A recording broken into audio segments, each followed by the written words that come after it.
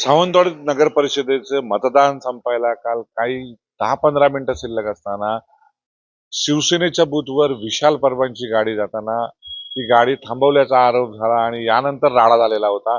यानंतर शिवसेनेचे जिल्हा प्रमुख संजू परब यांच्यावर गुन्हा दाखल झालाय. भाजपच्या काही पदाधिकाऱ्यांवर गुन्हा दाखल झालाय आणि यानंतर पुन्हा 40 ते 50 जणांवर सेना भाजपच्या कार्यकर्त्यावर गुन्हा दाखल आहे. आपल्याबरोबर संजू परब आहे ज्यांच्यावर गुन्हा दाखल झाला. संजूजी काय सांगाल, काल तुमच्यावर गुन्हा दाखल झाला, जो राडा झाला नेमका काय प्रकार घडलेला होता? मला वाटत नाही हा राडा झाला. इथं कोणाचा ना हाफ मर्डर झालाय, ना मर्डर झालाय, ना कोणाला मारलंय. राडा कशाला बोलतात? गाडी ना काच फुटली आहे, ना गाडीवर कुठचा क्रॅश आलाय. ज्यांनी विशाल परबची ती गाडी आहे आणि विशाल परबचे बॉडीगार्ड आतमध्ये बसलेले होते आणि त्यामध्ये पोलीस सुद्धा होते. आता विशाल परबच्या बॉडीगार्ड आणि पोलीस कशाला लागतात हे मला काय माहिती नाही. जेव्हा त्यांनी गाडी अंगावर घातली तेव्हा तिथं ती गाडी थांबवली गेली आणि आम्ही पोलिसांना प्राचारण केलं आणि ती गाडी पोलिसांच्या ताब्यात दिली. त्या 10 मिनिटात तिथं बाचाबाची झाली आणि तदनंतर त्यांनी आमच्यावरच गुन्हे दाखल केले. गाडी आमच्या चढवण्याचा प्रयत्न केला. मी तिथं नव्हतो, मला बोलून घेतलं गेलं. स्पॉटवर मी नव्हतो. आणि ती गाडी कोणाची आहे? विशाल परबची आहे. गाडी पोलिसांनी जप्त केली. गाडी का जप्त करतात? त्या गाडीच्या मालकावर सुद्धा झालं पाहिजे ना. आणि तुमचे पोलीस काय करत होते ते बॉडीगार्ड बरोबर? ते जाहीर करावं पोलीस प्रशासनाने. पोलीस असताना कोण गाडी अडवू शकतं का?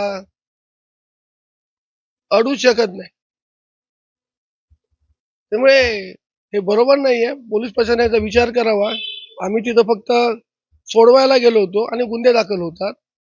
आणि ज्यांनी त्याची गाडी वापरली विशाल परबची, त्याचे बॉडीगार्ड पोलिसांसहित मिळाला, त्या विशाल परबवर गुन्हे दाखल होत नाही.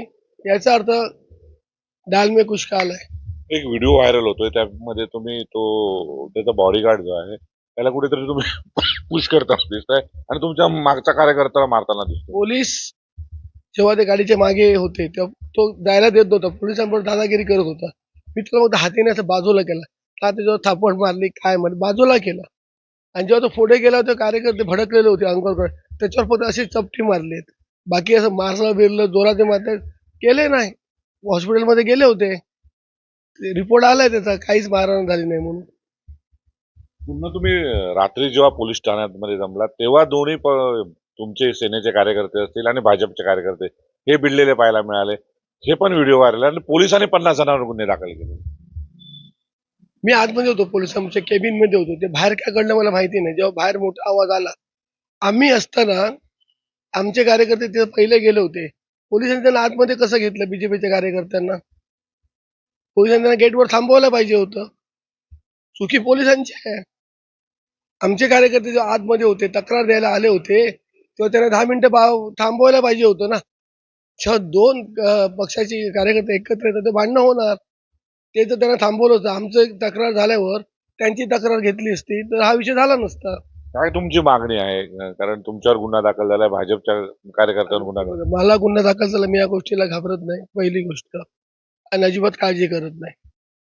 फक्त या सगळ्याच्या जी गाडी वापरली गेली, त्याचा गाडी मालक जो आहे, 7-12 चोर विशाल परब, त्याला अटक झाली पाहिजे. तुम्हाला कुठेतरी या निवडणुकीत घेण्यात आलेलं होतं.